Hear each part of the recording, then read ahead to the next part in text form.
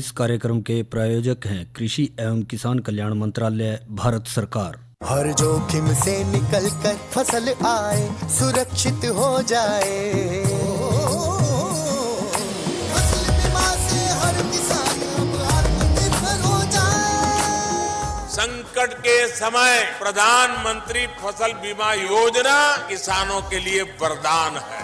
अब सूखा पड़े या बाढ़ आ जाए कोई डर नहीं, अब ओले पड़े या कीट पतंगे फसल खा जाए कोई फिक्र नहीं, क्योंकि हमने लिया है प्रधानमंत्री फसल बीमा।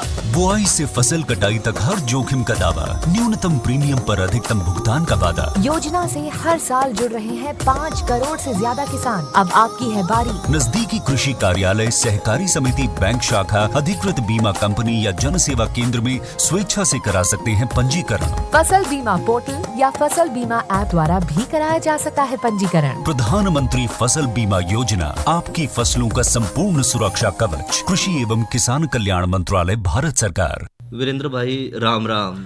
विनोद भाई, आपने भी और किसान वाणी कार्यक्रम सुनने वाले सारे बहन भाई ने हमारी राम राम। और विनोद भाई, सभी को जो है दशहरा यानी विजयदशमी की बहुत बहुत शुभकामनाएं। तो विनोद भाई जी, वीरेंद्र भाई, आज मेला भी घूम आए। हाँ भाई। और मेरे ख्याल में कुछ मिठाई भी काफ़ी खाई आपने। हाँ, मिठाई भी खाई है और आवाज़ से भी आप पिछाड़ भी रहे हो। हाँ, मिठाई खाएगा असर भी लग रहा है, थोड़ा सा लगा है मैंने, थोड़ा गला भारी भारी सा।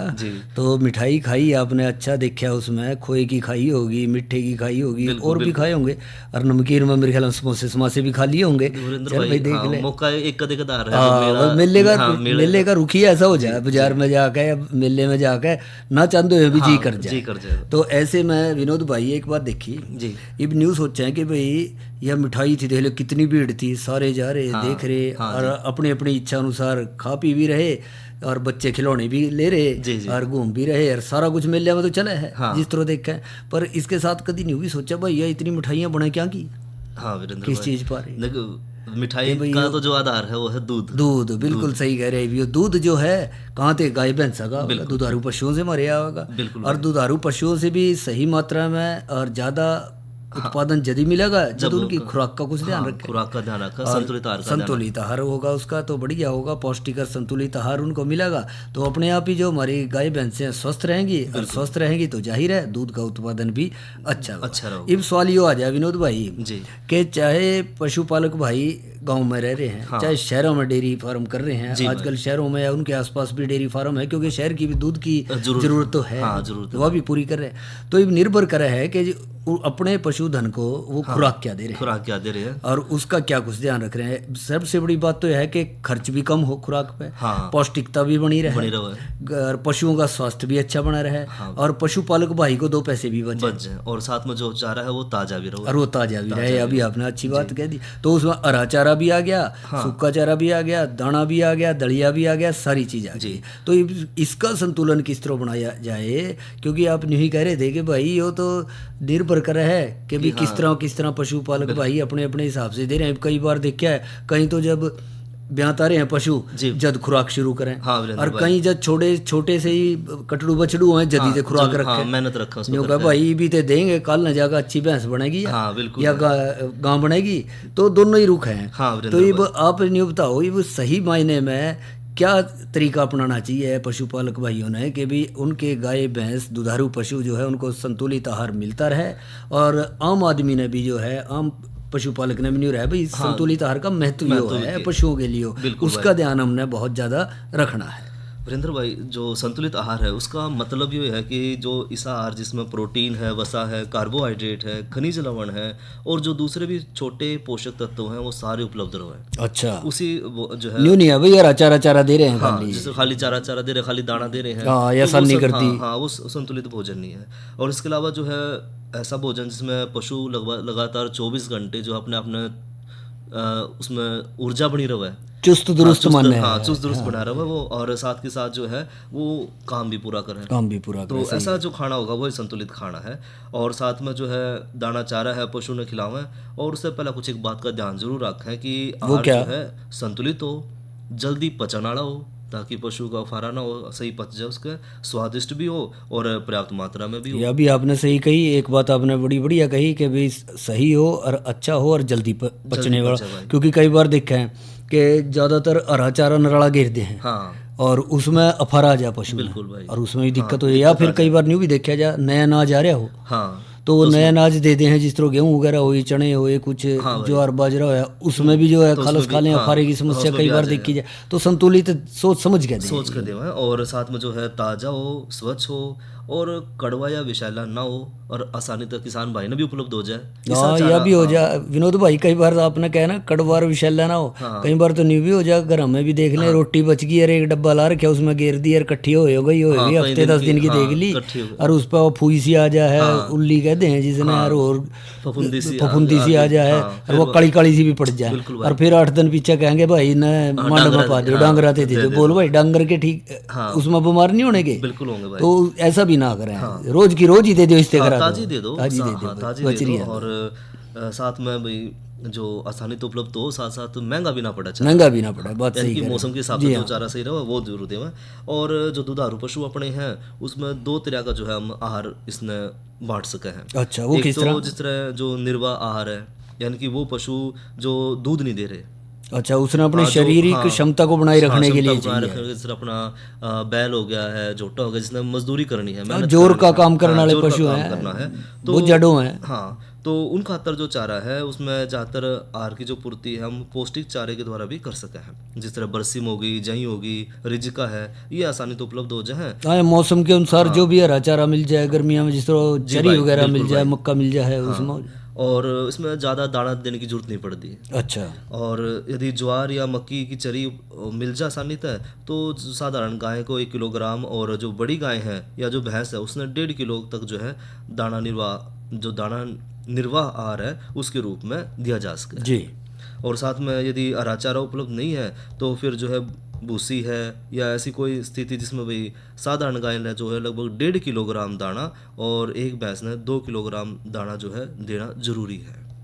और साथ में यदि कई तरह के हरे चारे भी अगर उपलब्ध हो जाए मौसम के हिसाब से, तो मक्की लोबिया है, जिस तरह भूसा या बरसिन है, ज्वार ग्वार है, इस तरह का जो मिश्रित चारा है वो अगर यो आपने बिल्कुल सही कहा विनोद भाई, यो आपने बहुत बढ़िया बताया कि भाई बजाय के एक तरह का चारा देने से मिश्रित चारा दिया तो उसमें बढ़िया है। जिस तरह आज आप मिठाई भी खा रहे थे और समोसे भी खाए हैं जी, कि स्वाद तो बदल दिया, एक पशुओं ने भी जरूरत है उसी हिसाब से, एक उसमें अदल बदल का दिन दे रहेंगे, उनका स्वास्थ्य अच्छा बना रहेगा, बिजी है तो उनका भी हाँ, और चाह के भी खाएंगे उसने अच्छे से, बिल्कुल बदलाव अंदर रुझान अच्छा रहेगा, बदलाव आएगा तो जी हाँ, जो है पशु जो है वो उसका मन बना रहेगा, खाने में, मुंह मार के नहीं खाने का, खुल का खाएगा उसने।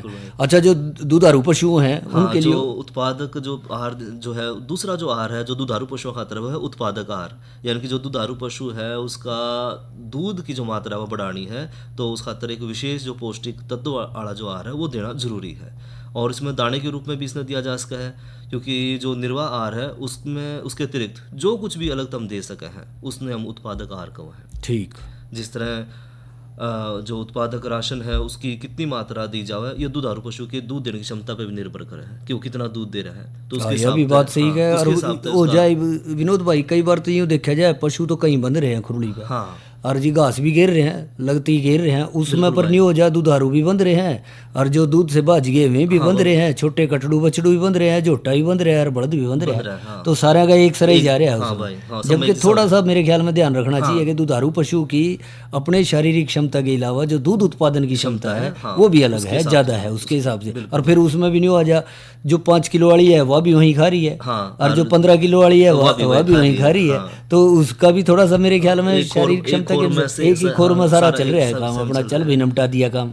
रविंद्र भाई, जो इसमें जो 18 लीटर तक ज़्यादा दूध देने वाले पशु हैं उनमें 1 किलोग्राम दाना प्रति 4 लीटर गाय के, अच्छा, और जो हर 4 लीटर पे 1 किलोग्राम जो है वो ज़्यादा देना है गाय तक, और 3 लीटर जो भैंस दूध दे रही है उससे भी 1 किलोग्राम। अच्छा, भैंस को यदि 3 लीटर दे रही है तो 1 किलोग्राम, और गाय को 4 लीटर क्योंकि हाँ थोड़ा गाय के दूध में चिकनाई फैट थोड़ा कम हुआ है और भैंस के दूध में थोड़ा ज़्यादा हो जाए। और इसके अलावा जो दाने में 1 भाग जो है चूरी और 2 भाग खड़ी और एक बाग भूसी अगर मिला दो तो ज्यादा यानी बढ़िया चोकर। होगा। हाँ चोकर जो हाँ है, यह भी वो ठीक है, मिलाओ चोकर तो- भी अच्छा हाँ, कहे, बढ़िया हो तो हाँ तंदुरुस्ती चूरी के है लिए। और जो दाना है वो जरूर मिलाओ इसमें। और जो 18 लीटर से कम वाले हों, हाँ वीरेंद्र भाई, जो 18 तक कम दे रही है और 7 लीटर तो ज्यादा दे रही है। अच्छा यह भी कंडीशन है, यह भी हाँ 18 तो ऊपर दे रही है मतलब और- 7 से 18 लीटर हाँ, के बीच 7 में। से 18 लीटर के बीच में जो दूध दे रही है, तो इसे पशुओं में जो है 3 लीटर दूध दे रही है गाय पर लीटर, 3 लीटर के हिसाब से 1 किलोग्राम दाना। और गाय जो हो 1.5 लीटर, भैंस जो है वो 1.5 लीटर दे रही है दूध, तो उस खातर 1 किलोग्राम दाना। हाँ वो 1.5 से 2.5 भी हो सके थोड़ा भैंस के, जो उस अवस्था में देख लें हमके भी जी। तो 500 मिलीलीटर यानी 2 लीटर 500 मिलीलीटर यानी 2.5 लीटर जी हाँ। जो है दूध के ऊपर 1 किलोग्राम दाना, और गाय में जो है 3 लीटर दूध के ऊपर 1 किलोग्राम दाना। और दाने के साथ जो है एक भाग फिर गेहूं या जो चने का चोकर है वो दे दो तो ज़्यादा बढ़िया होगा, और साथ में एक भाग जो है खड़ी और एक भाग जो चूरी देवे तो ज़्यादा अच्छा है। ठीक। इसके अलावा जो पशु 7 लीटर तक हाँ कम यह दूध भी दे है रहे हैं, तो ये ज्यादा पाएंगे हाँ, विनोद ये भाई, ज्यादा- ज्यादा है हाँ, 5 ये से ज्यादा 7 वाले या 2 किलो वाले 3 किलो वाले ऐसे हाँ वीरेंद्र संख्या। भाई ये ज़्यादा है। और इनमें भी जो है 1 किलोग्राम दाना और 2.5 लीटर दूध गाय के ऊपर और 2 लीटर भैंस के दूध के ऊपर जरूर देवे। और इस दाने में साथ में एक भाग अगर गेहूं और चने का चोकर मिला लें तो ज़्यादा बढ़िया। हाँ ये भी बहुत क्योंकि पौष्टिक इसमें, माना हाँ, जाए, प्रोटीन गेहूं की और मात्रा चने का इसमें, चोकर, हाँ, इसमें प्रोटीन की मात्रा ज़्यादा ज़्यादा हो। अच्छा यह तो बात कर ली हमने, चारे की भी कर ली, दाने की भी कर ली, सारी बात कर ली। अच्छा इसके अलावा कोई और खनिज मिश्रण वगैरह भी देने की जरूरत है? हाँ वीरेंद्र भाई बिल्कुल, खनिज में जो लवण है उसका भी अपना एक महत्व है, क्योंकि अगर इसमें पशुओं में जो खनिज लवण है उसकी कमी हो जाए तो कई तरह की बीमारी पशुओं में आ जाए, और इसकी उत्पादन क्षमता पे भी इसका बुरा असर पड़ा है। जो दूध दे रहा है जानवर, उसका भी जो पशु है उस पर भी इसका असर देखा जाए। तो खनिज तत्व जरूर देवें, और पशुओं ने जो है हर रोज आयोडीन युक्त नमक 50 ग्राम जरूर खिलाओ। ये भी ये बिल्कुल सही किया। अच्छा कई तो ये देखा विनोद भाई, कई किसान भाई है, पशुपालक भाई तो खुरलिया में ही हैं, सिंध नमक के डले हाँ, डले गिरते गिरते हैं, हैं उन्हें चाटे हो जाए, हाँ, वो भी ठीक है, हाँ, बजाय वो कि बढ़िया खुरली चाटें द्वार चाटें, उससे बढ़िया है। हाँ, कम से कम खनिज तो उसके खनिज तो माध्यम जा से रहा है जाओगा। उसके अंदर, उसके माध्यम से। और एक और है विनोद भाई, चारे की बात होगी, दाने की बात होगी, खनिज लवण की बात होगी, एक चीज़ का और भी ध्यान रखना चाहिए पशुपालक भाइयों ने कि वह साफ स्वच्छ पानी भी जरूर पिलाएं। ताज़ा पानी, ताज़ा पानी जो है समय समय पे, और ऐसी व्यवस्था कर दें कि बाड़े में एक कोने में जो है कोई हौदी बना रखी है या ड्रम रख रखा है, और वहाँ पे पानी लगातार चल रहा है, हर पशु खुला है तो वहाँ अपनी इच्छा के अनुसार पी ले। कई बार यूँ हो जाए भाई हम सवेरे दोपहर शाम भाई 3 टाइम दिखा दिया, और बीच में जो काम पड़ गया चूक के, चल यार सवेरे तो पियाया था, सांझ ने देख लेंगे, पर उसकी कमी तो रही ना। ये वही बात है जो हम एक गिलास सवेरे पी लें और दोपहर ना पी, और रात नहीं पियेंगे तो कसर तो रह जाएगा। पानी का असर दूध के उत्पादन में बहुत ज़्यादा ज़्यादा रहेगा। ये आपने बहुत बढ़िया बात कही कि अच्छा असर उसका रहेगा। और एक बात का और ध्यान रखें, कई बार विनोद भाई वो भी देखा जाए, पानी भी दे दिया, हाँ, और जी चारा और घास भी दे दिया, सब कुछ दे दिया, बिल्कुल, पर उसके साथ साथ क्या करें, साफ सफाई की व्यवस्था थोड़ी सी कम हो जाए। बिल्कुल, बाड़े में अपना बाड़े में साफ सफाई का भी थोड़ा ध्यान रखें, सूखे का ध्यान रखना, सूखे का ध्यान रखें, उसका सारा हाँ ध्यान जी, गिल्ले सूखे का ध्यान रखें उसी हिसाब से, तो उससे पशु खुश रहेगा और उनकी भी उत्पादन क्षमता दूध की अच्छी बनी रहेगी। और साथ में वीरेंद्र भाई जिस तरह एक पशु की जो चाल डाल है उसने भी ध्यान रखा कि कोई जानवर जो है बेचारे किसी बीमारी तो पीड़ित तो नहीं है। यह भी हो जाए कई बार, या बाहर या घास में कोई ऐसी जहरीली चीज तो नहीं खाई गई जिसका उसके शरीर पर गलत असर पड़ रहा है, तो समय समय पर पशु चिकित्सक से जो है उनका मुआयना भी करवा लें, चेकअप करवा लें, दिखा लें उसने, और देर ना करके उनकी सलाह, पशु चिकित्सक की सलाह जरूर लें, जिससे कि हमारे पशु स्वस्थ रहें और किसान भाई जो है दुधारू पशुओं से संतुलित आहार के जरिए जो है अच्छा दूध उत्पादन ले सकेंगे। बहुत बढ़िया चर्चा विनोद भाई आज आपने करवाई। और ये थोड़ा सा आप मनोरंजन का भी ध्यान रख लो, क्योंकि नहीं पशुपालक भाई और किसान भाई ने कहेंगे भाई आज तो खान पीन में दूध के उत्पादन में ही लग गए, कुछ लोकगीत भी सुनवाएंगे, आज तो दशहरे का दिन हो रहा है। हाँ, भाई का मनोरंजन करवाऊंगे, लेकिन इस संदेश के बाद जी। कोरोना वायरस के खतरे से बचते हुए फसल की कटाई, बिक्री, खरीद, नई फसल की जुताई और बुआई सुरक्षित हो सकती है अगर हम लगातार हाथों को साबुन और साफ पानी से नियमित अंतराल पर धोते रहें। नाक, मुंह को मास्क, गमछे या कपड़े से ढक कर रखें। आंख, कान, नाक, मुंह न छुएं। आपस में 2 गज की दूरी बनाए रखें। मास्क और 2 गज की दूरी के मंत्र को अभी हमें छोड़ना नहीं है। फसलों की बुवाई एवं कटाई करते समय आपस में कम से कम 2 गज की दूरी बनाए रखें। फसल की कटाई करने के बाद छोटे छोटे ढेरों में इकट्ठा करें। कृषि के औजारों की समय समय पर सफाई करें। एक दूसरे के साथ औजारों की अदला बदली न करें। श्रमिकों के शौचालयों और हाथ धोने की जगह की ठीक से सफाई जरूरी है। बुआई, कटाई एवं मड़ाई के दौरान इस बात का ध्यान रखें कि इन स्थानों के आसपास कोई थूके नहीं। कंबाइन, हार्वेस्टर, थ्रेशर, जुताई और बुआई की मशीनों को इस्तेमाल से पहले साफ करें। मशीनों के इस्तेमाल से पहले और इस्तेमाल के बाद हाथ साबुन से साफ करें।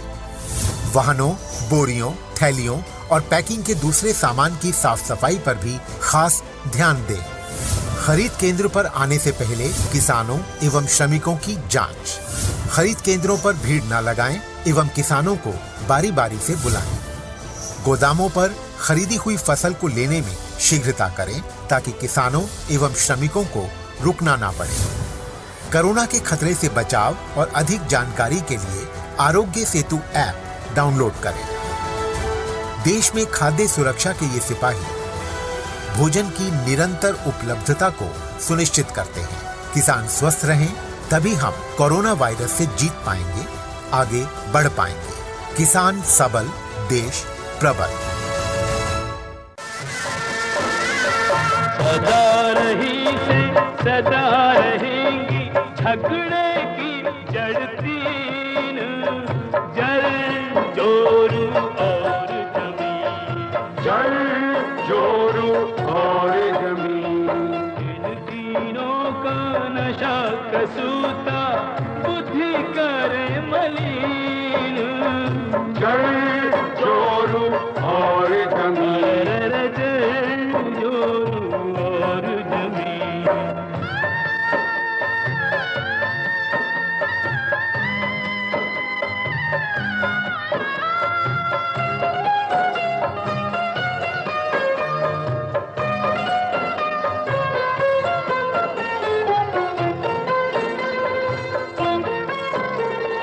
जर की खातर मानस उल्टे सीधे काम करे तेरे, दागा चोरी रिश्वत खोरी खुलेआम करे तेरे। जर की खातिर मानस उल्टे सीधे काम करे तेरे, डाका चोरी रिश्वत खोरी खुले आम करे तेरे। जर का ज्यादा होना भी नींद हराम करे तेरे, जर का ज्यादा होना भी नींद हराम करे तेरे। जर के पाछे दिखता देखा बड़े बड़ा का दीन, जड़ जोरू और जमीन, जड़ जोरू और जमीन।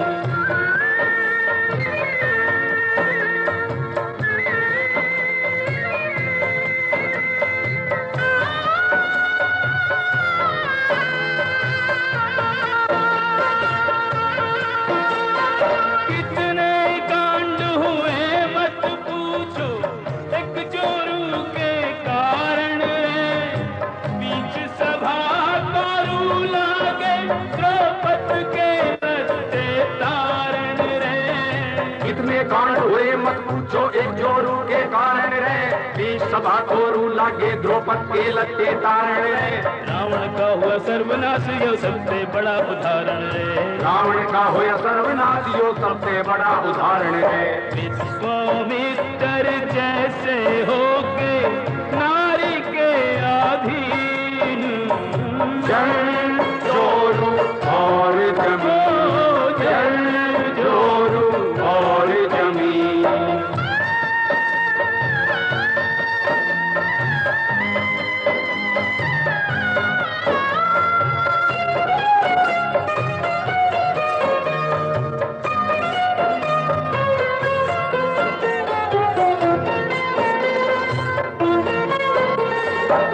धरती के रोड़े ने लोगों करके छोड़ा बंटवारा। खून खराबे बिना होया ना इस झगड़े का निपटारा। धरती के रोड़े ने लोगों करके छोटा बंटवारा। खून खून खराबे बिना होया ना इस झगड़े का निपटारा। इसके लालच में हो गया भाई का भाई हत्यारा। इसके लालच में हो गया भाई का भाई हत्यारा। ये तीनों जब बीच में आ जा हो जा खत्म यकीन। जड़ जोरू और जमीन, जड़ जोरू और जमीन।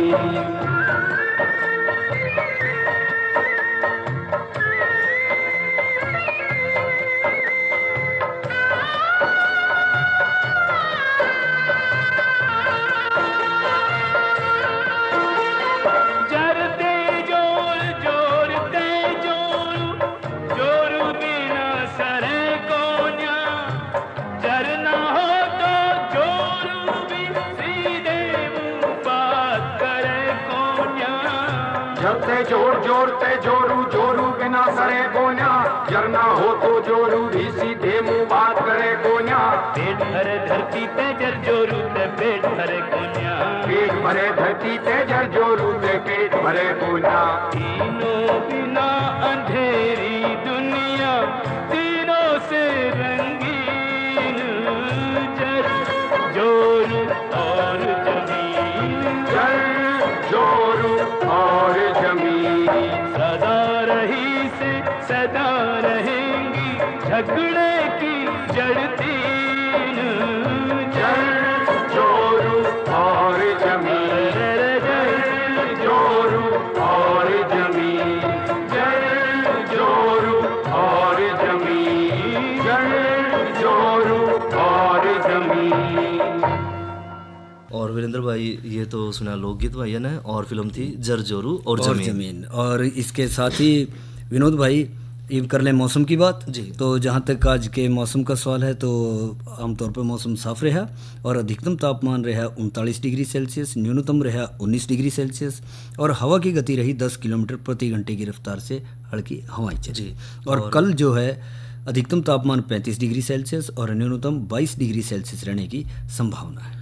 और वीरेंद्र भाई साथ में अब करें चर्चा आज की नसीहत के तहत खुम्ब की अधिक पैदावार किस तरह लेवाएं। जी हाँ, तो जहाँ तक खुम्ब की आप बात कर रहे हो विनोद भाई जी। खुम्ब भी एक ऐसी सब्जी है जो कि अधिकतर इस्तेमाल हो रही है और आजकल ब्याह शादी का समय चला है तो उसमें बहुत ही ज़्यादा यह इस्तेमाल करी जा है। और इसमें यूँ भी आ जाए कि इसकी अधिक पैदावार लेने के लिए इसमें थोड़ा सा जो है एक सही साफ सुथरा कुशल प्रबंधन की ज़रूरत है। बस बिल्कुल भाई। और इसमें इसके साथ साथ जो है बढ़िया किस्म का कंपोस्ट हो, उन्नत किस्म के शुद्ध बीज हों और कीटाणु रहित जो केसिंग है और खुम्ब का भवन जो है वो भी साफ सफाई मांगा है और पर्यावरण के लिहाज से व्यवस्था जो है उसमें सही हो, क्योंकि फसल को रोगों और कीड़ों से बचाने के लिए भी जो है बहुत ज़्यादा ज़रूरी है। और उसके लिए कुछ बातों की तरफ जो ध्यान देंगे तो अमूमन वो अपने आप सुरक्षित रहेंगे और अच्छा उत्पादन आप उससे ले सकेंगे। बिल्कुल वीरेंद्र भाई। और जो इसमें हम बात कर रहे हैं खुम्ब की अधिक पैदावार लेने खातर, तो उसमें जो है खुम्ब का जो भवन हम बना रहे हैं उसके बारे में थोड़ी सी बातों का ध्यान रखना जरूरी है। हाँ, सबसे बड़ी बात तो यह है विनोद भाई, जब आपने भवन की बात करी कि खुम्ब एक ऐसी फसल है जो कि खुले में नहीं होती। हाँ, आमतौर पे तो आप देख लेंगे कुर्डियाँ पे उरा पर जामजा है। हाँ। और ये इसके साथ साथ जो इसका व्यावसायिक उत्पादन करना है तो उसके लिए हमने सही तरीके से एक शेड बनाना पड़ेगा या भवन बनाना पड़ेगा और उसके अंदर तापमान भी नियंत्रित करना पड़ेगा, हवा का भी ख्याल रखना पड़ेगा। और क्या क्या ख्याल रखने हैं वो आप बताओ। हाँ वीरेंद्र भाई, जो आपने जिक्र शुरू किया इसका कि खुम्ब भवन के निर्माण के बारे में, तो एक तो इसमें जो खुम्ब जो उत्पादन कक्ष है उसने हमेशा जो है पूर्व पश्चिम दिशा में बना हुआ है। ताकि पूर्व से पश्चिम, ताकि जो है खुली हवा जो है और बंदी रहे बीजमन और तापमान भी नियंत्रित रहे। साथ में जो खुम्ब भवन है उसमें बिजली और पानी का भी प्रबंध सही रखा है।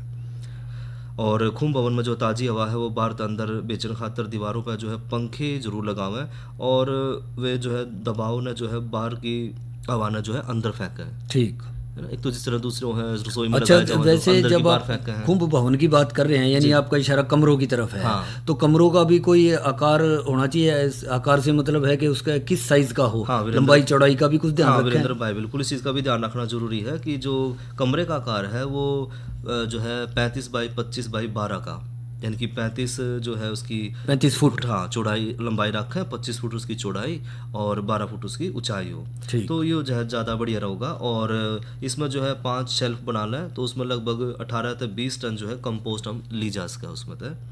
और खुम्ब उत्पादन खातर जो है कमरे का निर्माण इस प्रकार करें कि जो है एक दूसरे तय वायु जो है निकासित हो तो दूषित ना हो। अच्छा, न्यू ना हो कि भी एक कमरे की जो खराब हवा है उसके आगे दूसरा कमरा है वो उसकी निकल के उसमें ना जाए, तो उसमें भी रोग बढ़ने की संभावना बढ़ जाएगी। तो इसलिए एक दूसरे के से थोड़ा हटके हो, ध्यान रखो इस बात का ध्यान रखें। बिल्कुल। और कंपोस्ट के जो समय है उसमें एक तो खुम्ब उत्पादन में कहीं भी जो पदार्थ है उसमें कंपोस्ट तैयार करें तो आसानी और सस्ते में जो उपलब्ध हो जाए वो कंपोस्ट हमने इस्तेमाल करना है। और कंपोस्ट हमेशा जो है पक्के फर्श पे बना हुआ है। ठीक, कच्चे पे ना कच्चे पे ना बना हुआ है। पक्के फर्श के साथ साथ जो है ऊपर की छत जो है वो तो ज़्यादा फायदेमंद रहेगी, यानी कि जिस तरह आपने कहा था शेड वगैरह हो तो वो जरूरी है। और कंपोस्ट बनाने से पहला जो है फर्श पे 2% फार्मेलिन के घोल की जो है उसने उपचारित कर लें फर्श ने, ताकि जो कोई रोग है कीड़ा है उसका संक्रमण बचा। अच्छा, पानी वगैरह में भेना है ये कंपोस्ट वगैरह या कुदरती पानी है उसमें? वीरेंद्र भाई, जो कंपोस्ट बनाओ तो पानी की मात्रा शुरू में इतनी हो कि जो जिप्सम है उसमें मिलाने के बाद जो है कंपोस्ट में पानी ना डालना पड़े, इतना हम पानी उसमें मिलाओ है, क्योंकि बाद में पानी डालने पर जो है चिपचिपापन आ जाए और खुम्ब का जो है जाड़ा फैलाने में जो है परेशानी आवा है इसमें। और कंपोस्ट तैयार करने के खातर जो जितने भी बात हमने करी है उनके अनुपात में डालना तो बढ़िया रहेगा। और कंपोस्ट का जो ढेर है उसने बनाते समय चौड़ाई और ऊंचाई लगभग 5 फुट से ज़्यादा ना रखें। ठीक। और उसका भी अल्टी पल्टी मेरे ख्याल में करते रहे या न्यू पड़ी रहे दाब देते हैं? ना अल्टी पल्टी का जो है ध्यान रखना है, ताकि जो बारिश की जो खाद है वह अंदर और अंदर वाली खाद जो है बाहर जाती रहे, तो अल्टी पल्टी जरूर करें साथ में। और ढेर बनाओ तो उसमें कंपोस्ट में जो नत्रजन है उसकी मात्रा 1.5 से लगभग 1.25% के बीच में रखें, ताकि ज़्यादा खाद में जो है इसका स्तर जो है लगभग 2.5% से ज़्यादा ना हो। अच्छा, ये कह दे मिट्टी का पीएच मान का ध्यान रखना चाहिए, तो क्या इसमें कंपोस्ट का भी कुछ ऐसा है? हाँ वीरेंद्र भाई, कंपोस्ट में भी जो है पीएच का मान ध्यान रखना जरूरी है, वो है 7.2 से लेकर 7.8 के बीच में जो पीएच मान रखना जरूरी है। तो यह तो आपने बहुत बढ़िया जानकारी दी विनोद भाई के खुम्ब से ज़्यादा उत्पादन या पैदावार कैसे ले सकें।